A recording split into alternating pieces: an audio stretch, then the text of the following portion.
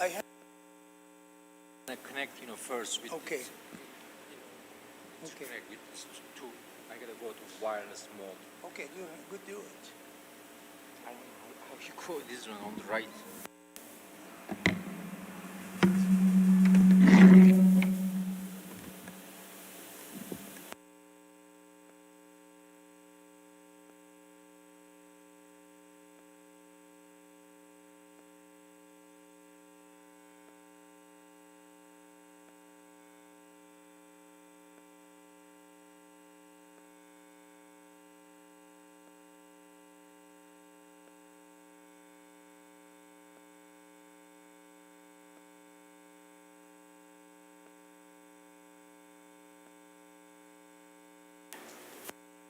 Sorry, we're running into some technical difficulties, so I'm going to try to at least.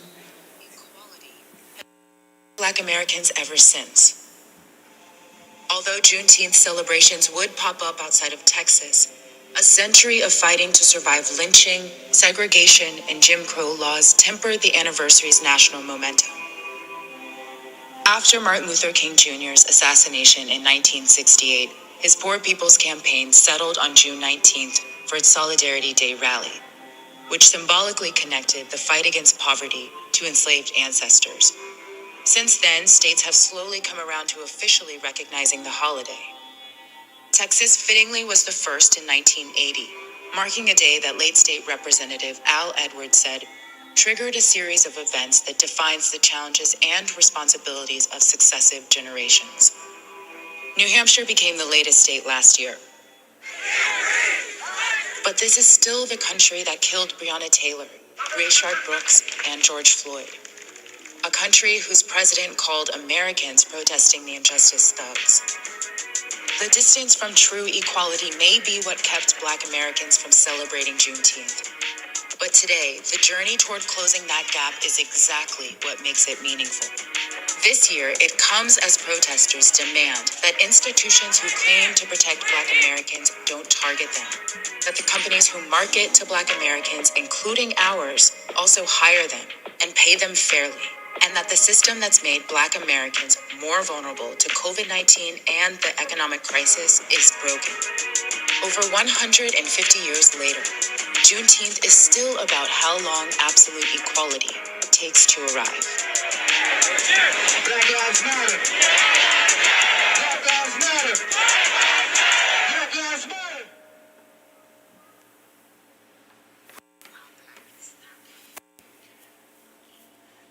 I really apologize for the technical mishaps. Should never trust electronics engineer with technologies, right? At least you got the gist of the audio itself. It took blacks in this state over 2.5 years to realize they're free. 2.5 years. And the brothers and sisters, inshallah, will share with you their own struggle. Feel free to ask any questions, learn as much as you can about this celebration, and I'm going to give the mic to my brother Victor to take care of the program from now on. Good evening, good evening. My name is Victor Avalais. I'm a member of MABLE, and MABLE is an acronym for Muslim Alliance for Black Lives. And I will briefly introduce MABLE before we go to the questions for the panelists. Excuse me. The mission of the Muslim Alliance for Black Lives serves to be a conduit for human, material, and emotional support for Muslim mosques, organizations, and initiatives that serve predominantly African American and inner city communities by connecting and building relationships across traditional socio-economic barriers. MABLE is an initiative of the Islamic Circle of North America Council for Social Justice, IGNA CSJ. Key objectives and areas of work include social justice, addressing relevant social justice issues that directly impact the neighborhood served, educational outreach to provide educational sessions and resources to help dismantle racism, bridge the divide in our communities, and empower the members of the community material resource facilitation to facilitate material and financial resources for groups serving predominantly African American and inner city constituencies, which will assist to empower the communities in a self-sustainable manner. Human resource facilitation to assist in developing and or expanding programs which directly impact individuals and institutions, which will assist to empower communities in a self-sustainable manner. And relationship and coalition building, to identify and establish relationships with Muslim and non-Muslim organizations that serve predominantly African American populations, particularly in urban communities, to determine areas of need. The local, national, and local groups may be religious, social justice, social service, or educational in nature.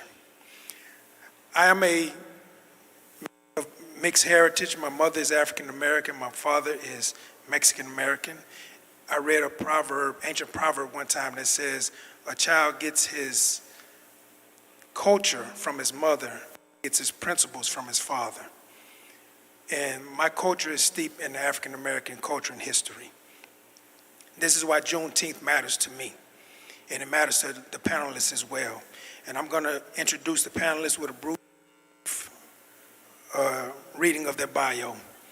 I'm going to begin on the end. Sister Evelyn Akram is a professional education consultant, former principal in DISD, a teacher of Islamic studies to youth, principal director of the Clara Muhammad Academy in DeSoto. Along with her many degrees, she has served several she has several specialist certifications in academics, quality management, academic design, and management. Haja Dr. Nisa Muhammad is a champion and pioneer for faith, education, and community life for over 60 years. She was born in Shreveport, Louisiana, the eldest daughter, and as a child, she relocated with her father to Dallas, Texas. She attended Dallas Public Schools and graduated from Madison High School.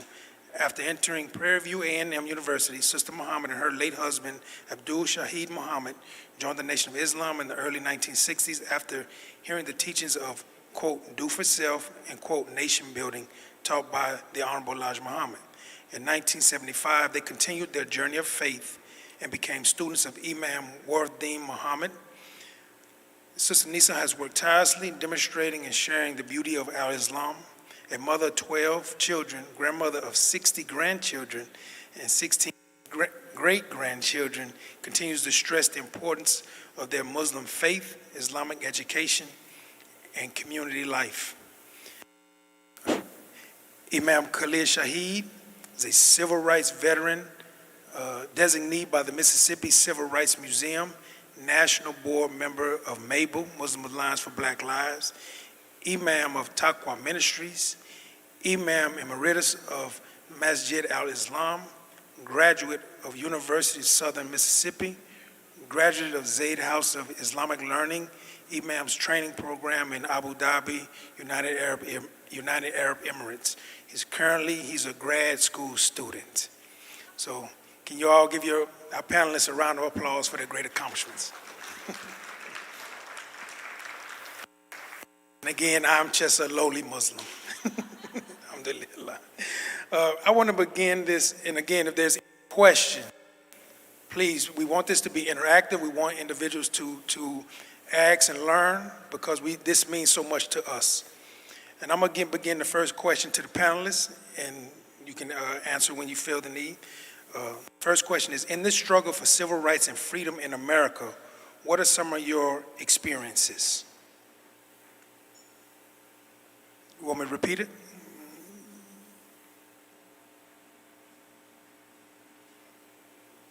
Go.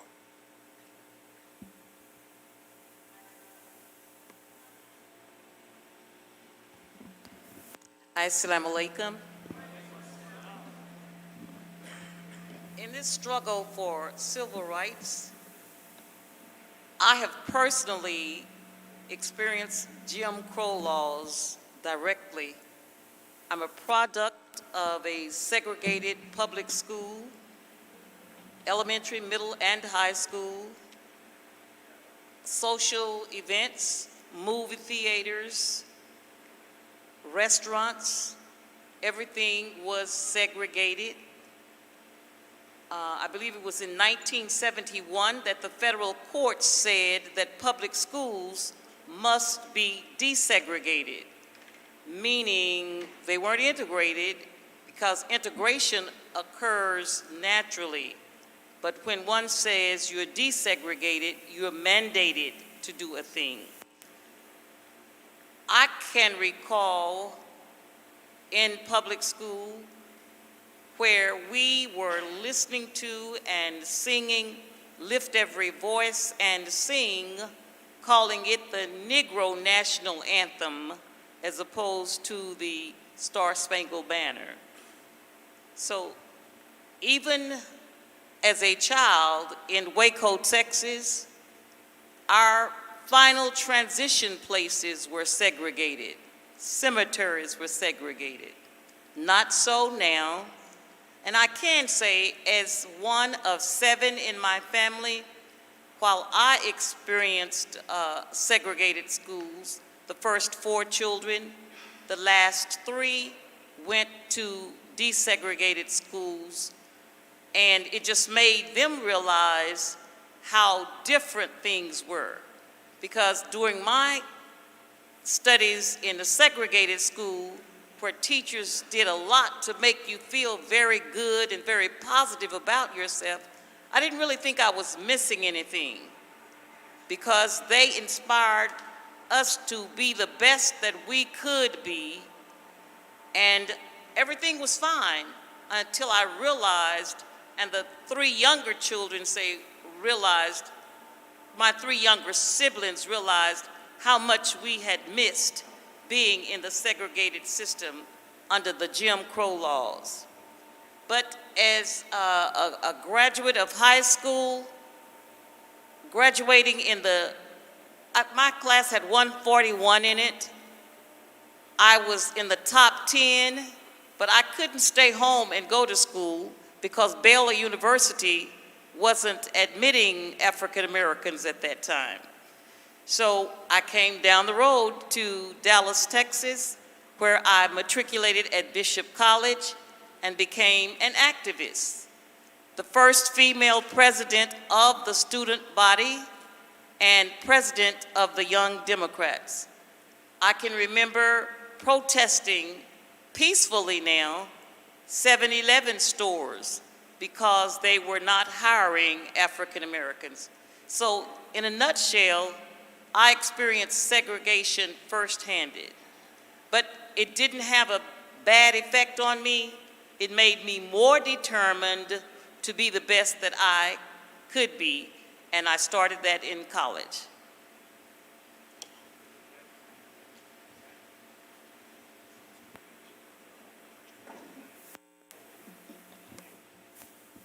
Bismillahirrahmanirrahim. Alhamdulillah Rabbil Alameen. Wa salatu wa salam Sayyidina Muhammad wa alayhi Sayyidina Ajmeen.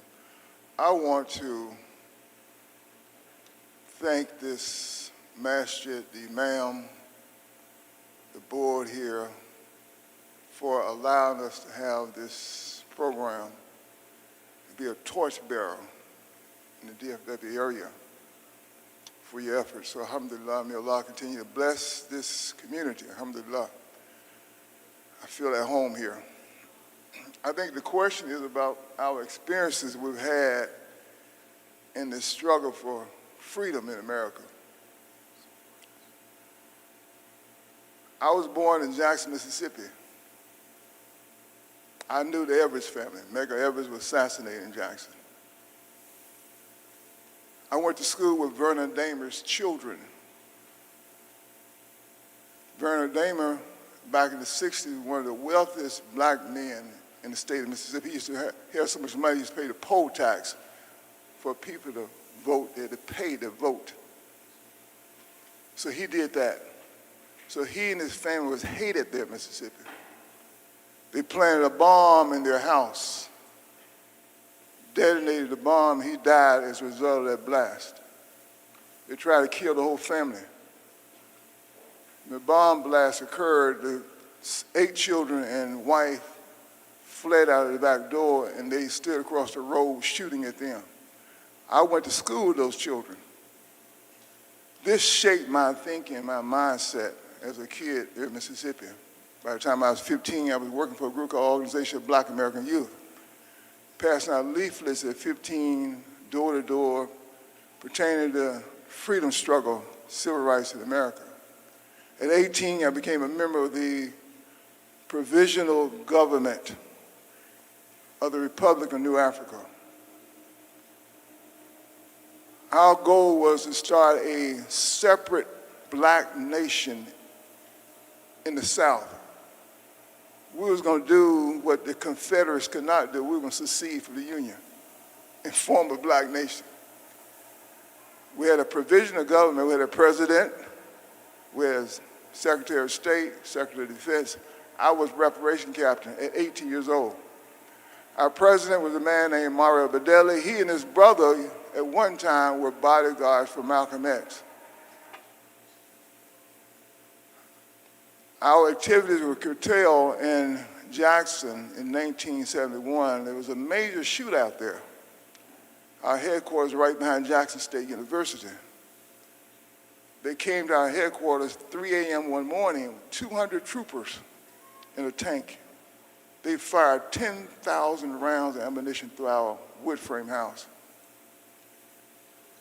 In 1973, I was part of the Nation of Islam, received my X when Elijah Muhammad was living. This was shortly after the assassination of Malcolm X. I transitioned to Orthodox Sunni Islam in 75 behind the leadership of Imam Wafdi Muhammad, who led the largest conversion of people in the Western world of Islam, and probably one of the largest ever to happen in recent years, period, in the world in recent years. So I've been in this struggle, this freedom struggle, for a long time.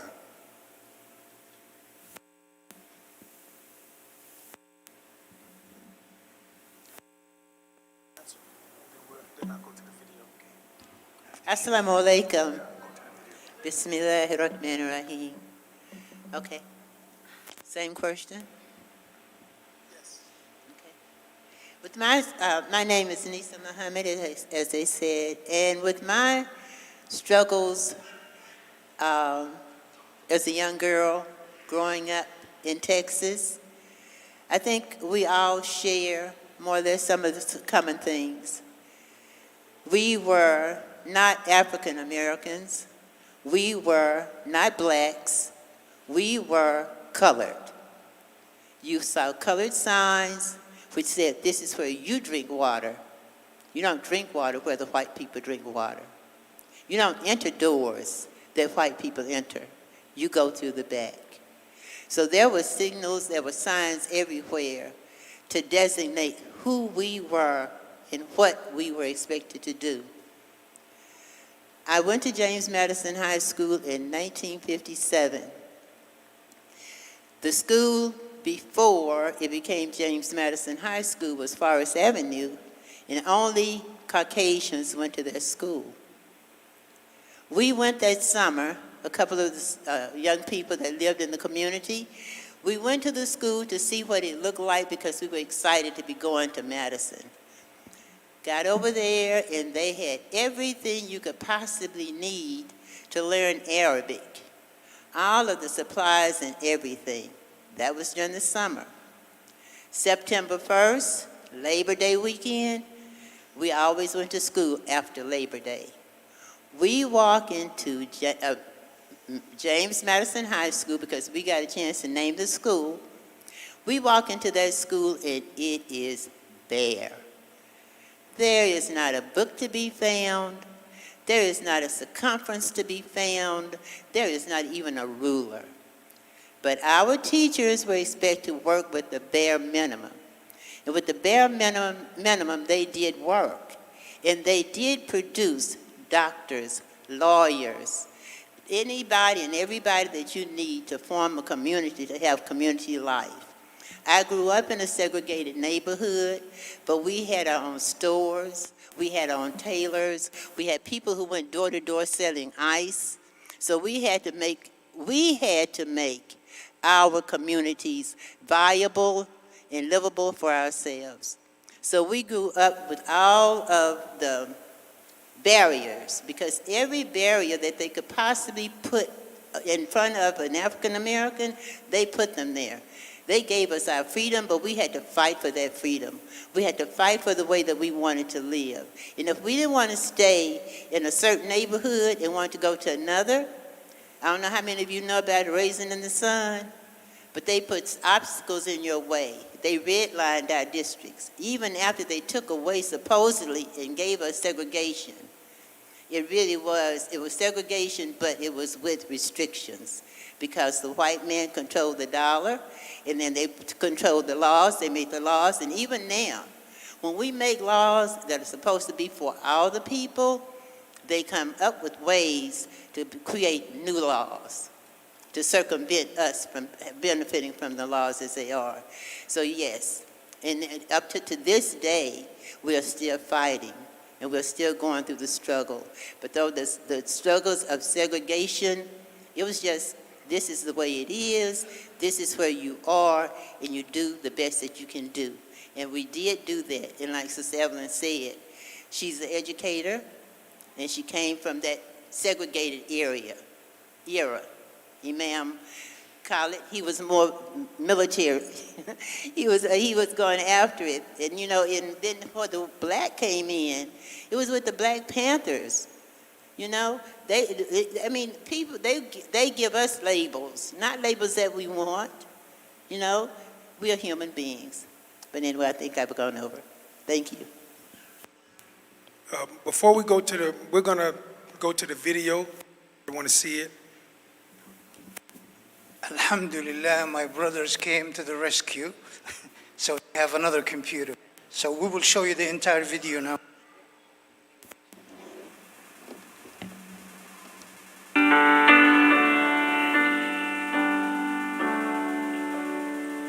This world is one great battlefield with forces all arrayed. If in my heart I do not yield, I'll overcome someday. I'll overcome someday. I'll overcome someday.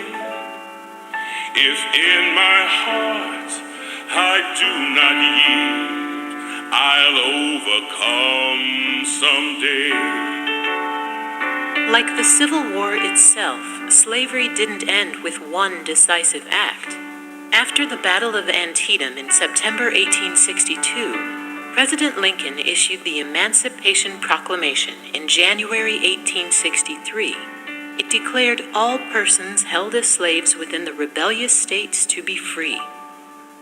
Northern abolitionists welcomed the proclamation as a first step, while Southern slave owners ignored it. Ending slavery would take a constitutional amendment passed in January 1865, Robert E. Lee's surrender at Appomattox in April 1865, the heroism of many enslaved families, and the Union Army itself to personally deliver the news to the most remote corners of the conquered Confederacy. The proclamation that Lincoln signed didn't find its way into Texas, which is where my father's family is from, and the Rambo family, until mid-June of 1865. On June 19th, Union General Gordon Granger arrived in Galveston and personally delivered the news. The people of Texas are informed that, in accordance with the proclamation from the Executive of the United States, all slaves are free. This involves an absolute equality of personal rights and rights of property between former masters and slaves, and the connection heretofore existing between them becomes that between employer and hired labor. There was a lot of celebration, but there was also a lot of sadness, a lot of concern, a lot of fear. Both enslaved Africans and those who held slaves didn't know what really to do now. As freed Americans, where were we to go?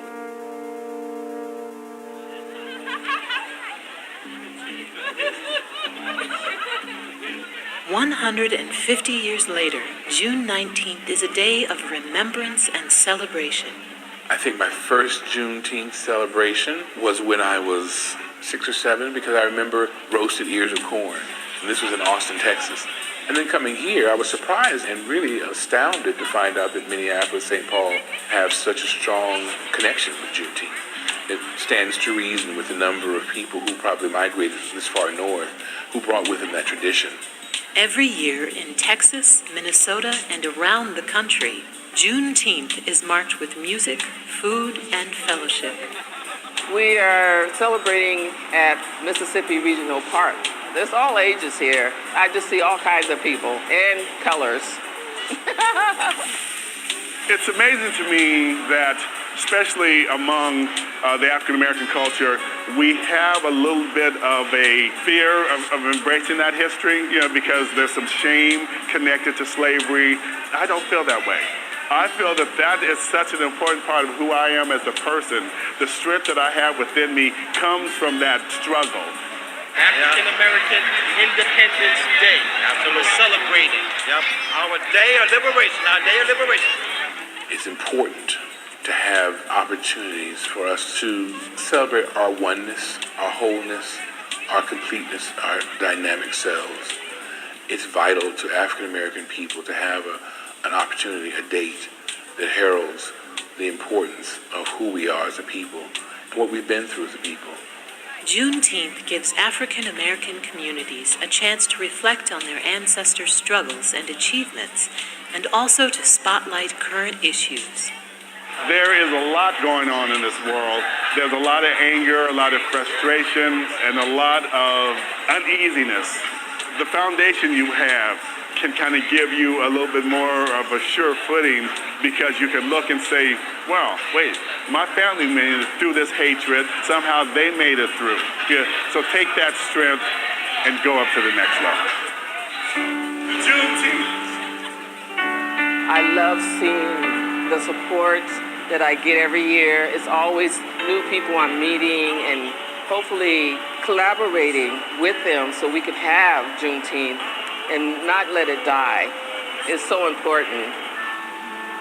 If in my heart I do not yield, I'll overcome someday.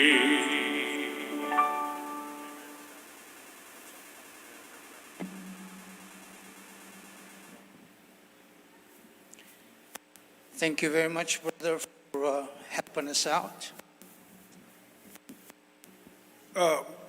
What we're going to do for the next segment, we want everybody to be involved. So I'm going to pose a question. This question is going to be for everybody, as well as the panelists as well.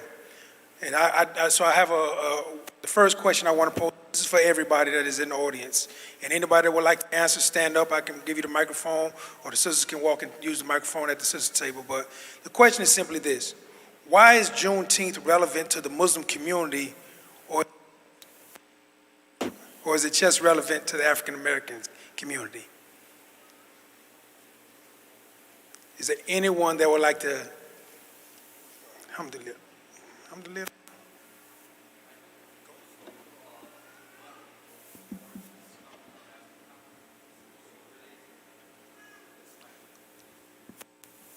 No, hold on. The question is Juneteenth for the Muslim community, for everyone, or is it just for African Americans? Assalamu alaikum. I think most of the black African Muslims origin is coming from Africa, is related somehow Muslims. I don't know if there is any research, like academic research. My ex was black American. I just got information. She's Christian, but I think 90% is slavery coming from Africa was Muslim. That's why, me myself is related these days, like as a Muslim, we related these days as a Muslims because they are Muslim origin, you know what I mean? We should make more and reach the blacks, the African Americans, because most of them doesn't know, They know just Martin Luther King, but Malcolm X. We have to active, especially people, generation, and reach Christian, Black Africans. We can do about this day. I think, you guys got the point, Thank you very much. Victor, if I may respond to that, that's a very good question. Is Juneteenth for just black people or is it for Muslims?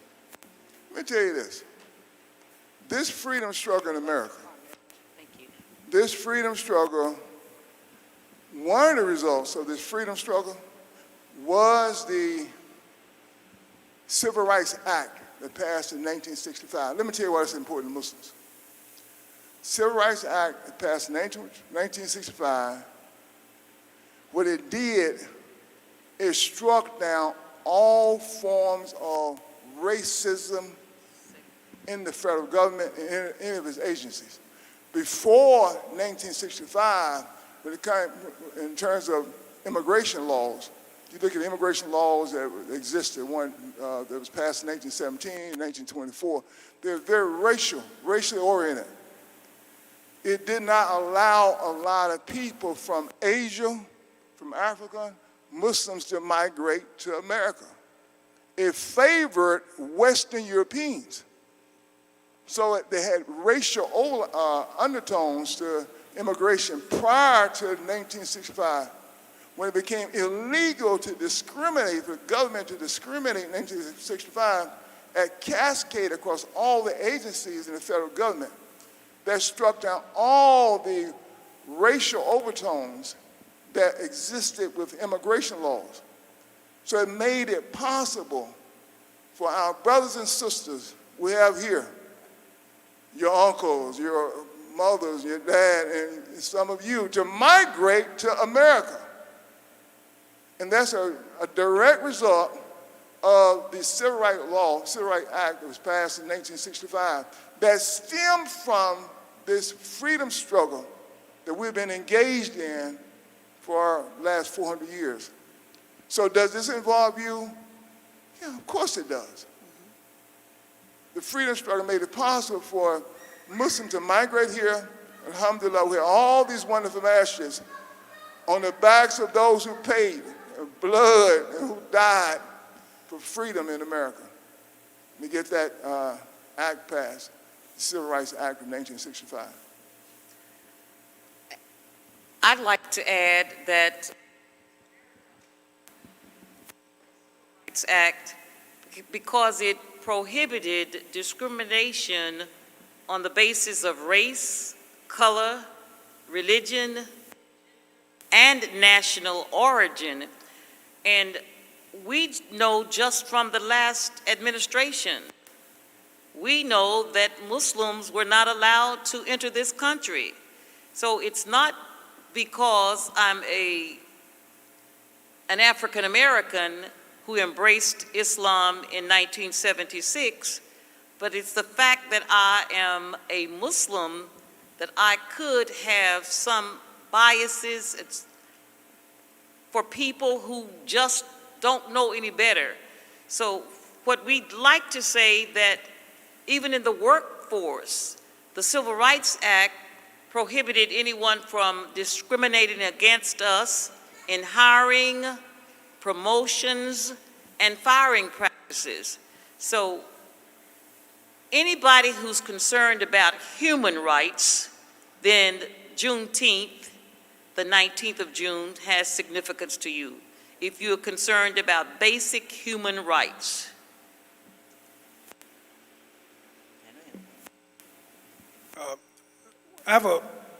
Is there anybody that would have a question for the panelists themselves? Okay. Assalamu alaikum. Thank you so much, you guys, for coming here and for doing this. The question I have is, I'm a person of color, but black, right? there is a lot of racism within the Muslim community. Could you all talk about that, especially since you guys are Imam Khalid, you're well known, right? You face racism in the Muslim community. That's a loaded question. I don't know why Very she loaded she question. singled me out. Yeah, we need to address it. Well, I think you called my name, didn't you? I think she singled me out. But oh, okay, I'm sorry. But she asked whether we had experienced racism in the Muslim community. Let me tell you something. When you talk about white supremacy is a racial hierarchy with a racist value system. And this value system has been socialized, not just here in America, it's been socialized around the world. And this racial hierarchy and value system, white and everything associated with whiteness is at the very top and superior. Black and everything associated with black is inferior. Now, like I said, it's all over the world. I remember when I was in UAE in Abu Dhabi, I went to a small community store there, and like a 7-Eleven, I was shocked to see all the skin lightening cream that was there. I can imagine going to a 7-Eleven and seeing skin bleaching cream in a 7-Eleven. I've never seen that before. But in UAE, I saw that there. I saw it there. You know, I remember being at a conference here in the States back in 2016. I'm not going to name the conference. I remember a lady complaining to some of the leaders of this conference that she had been to a session deal with matrimony. And one of the questions was the skin color of a prospective mate. And she was very highly upset over that Muslims would be concerned about someone's skin color at a Muslim conference. You know, this is something you wouldn't experience at a Christian gathering. But you had Muslims in 2016 that had a questionnaire as one of the questionnaires to choose. What skin tone do you like? It's ridiculous. So yeah, white supremacy exists all over the world. And has it affected Muslims? Of course it has.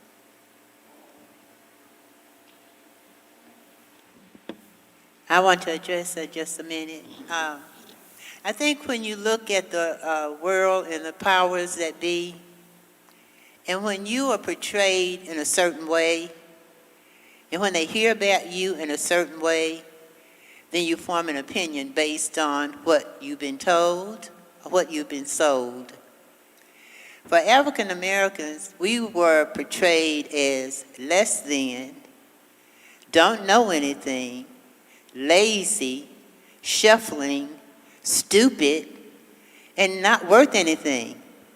But yet you had us build your world. But this is a people that is less than. For Muslims, as far as racism goes, it exists. Because some Muslims have bought into the stereotypes that the media serves you. Some of you, not, inshallah, it's getting better, but I have gone to masjids where some of the sisters didn't even want to stand next to me. They don't know me, you know? And so where does that psyche come from? So the media is telling us who we should like and who we should not like. And we are buying into it. My biggest fear is that my grandchildren will not be aware of the games that Shaitan plays. That they will not be aware of how they sell us words and pictures of what somebody should be like and be less than and be sold out and lose Jannah. Because Shaitan is ever present, and so we have to stand up just like we're still fighting. Don't ever think that this fight is over. I thought when I was raising my boys and telling them about this racist society and how to be careful and how to manipulate and maneuver, I never thought that I would have to be doing the same identical thing for my great-great-grandchildren. You cannot ride in a car, a certain kind of car. Don't ride with your friends in the car. Just have two people in the car. When you pull up and the police stop you, be very mannerable. Don't say anything that they could construe as being disrespectful. And we're still having to do that. And I think that even with just me as an African-American mom, grandmother, I think that with other Muslims of different nationalities here in the United States of America, you have experienced the same thing. And we have to worry about our children. But that we were talking about the struggles that we have. And so, yes, with the racism, alive and well, but how are we going to kill it? Some people have said that it was the 13th Amendment that ended slavery and involuntary servitude, but there was an exception clause. The exception clause said, except for punishment of a crime. And we know that since that happened, that exception clause, we have activists, scholars, and prisoners who are saying that exception clause saying that slavery has ended, involuntary servitude has ended, with the exception as a punishment for a crime. Since then, and I heard just recently that it was under President Bill Clinton, 3 strikes and you're out, or 3 strikes, and more people have been incarcerated since the 3 strike under President Bill Clinton. And he has since admitted that he was wrong in saying that. When this happened, we see African Americans who have been penalized and criminalized at a rate of 5 times greater than our white counterparts. And prisoners are saying this is big business between the penal system, the prison system, and very large corporations where we're getting underpaid labor and in many instances free labor. I heard former President Barack Obama say, when listening to Netflix, I believe it was, that we have, I don't want to get my stats wrong, we are like 5%, our prison population, America is 5% of our world population, but our prison population is 25% of the global prison population. That's that is very alarming to know that we are 5% of the world population, but our prison population is 25% of that. Something is wrong. I do have 2 children, but I have not had to caution my son as my sister did with her son who was driving from Arlington, Texas.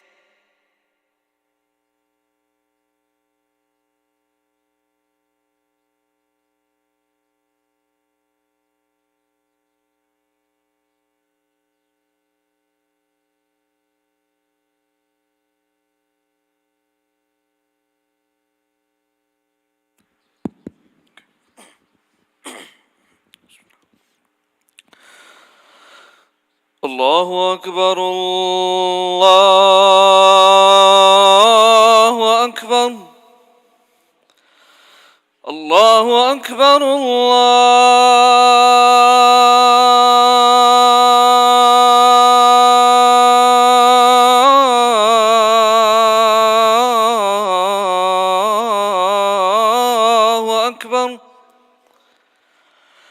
أشهد أن لا إله إلا الله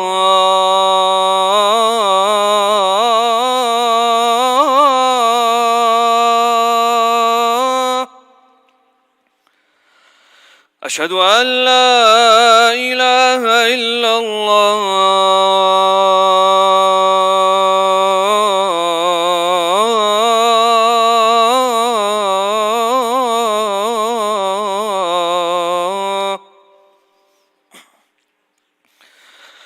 أشهد أن محمدا رسول الله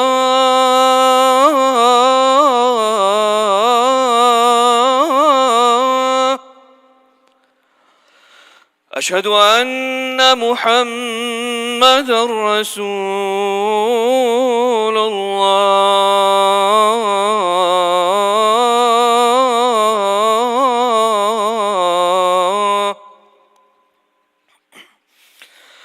حي على الصلاة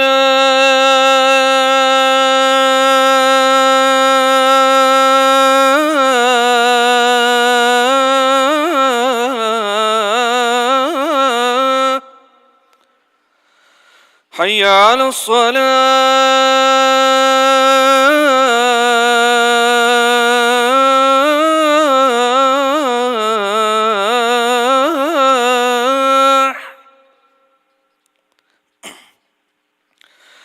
حي على الفلاح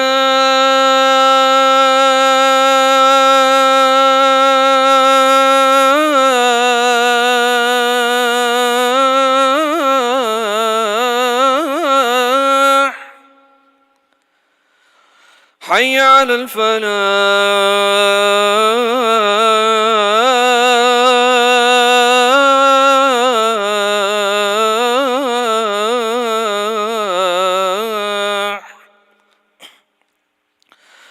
الله أكبر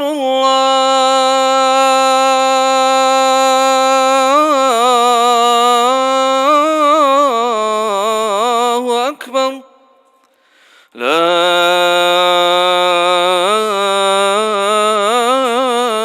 إله إلا الله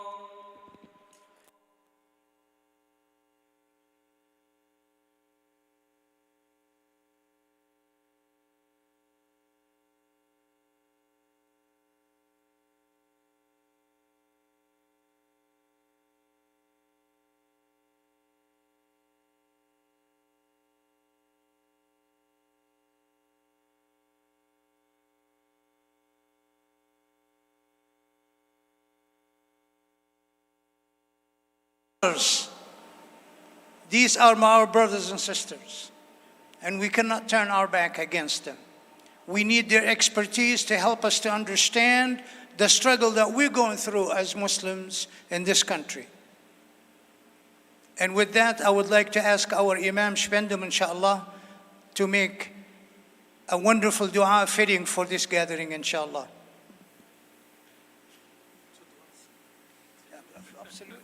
MashaAllah, Muslims love du'as, huh? Alhamdulillah. Ya Allah, this time was short and we did not get to learn to appreciate what our brothers and sisters have struggled with for centuries. Ya Allah, we ask you Rabbil Alameen in the way that we welcome them here this evening. Ya Allah, that you help facilitate for us many an opportunity for them to come to educate us, to help us to work together, to build an even stronger community, Ya Rabb. Ya Allah, we ask you Rabbil Alameen that you help us to truly see each other as your worshippers, as brothers and sisters, and to love each other even more with the diversity that you have blessed us with.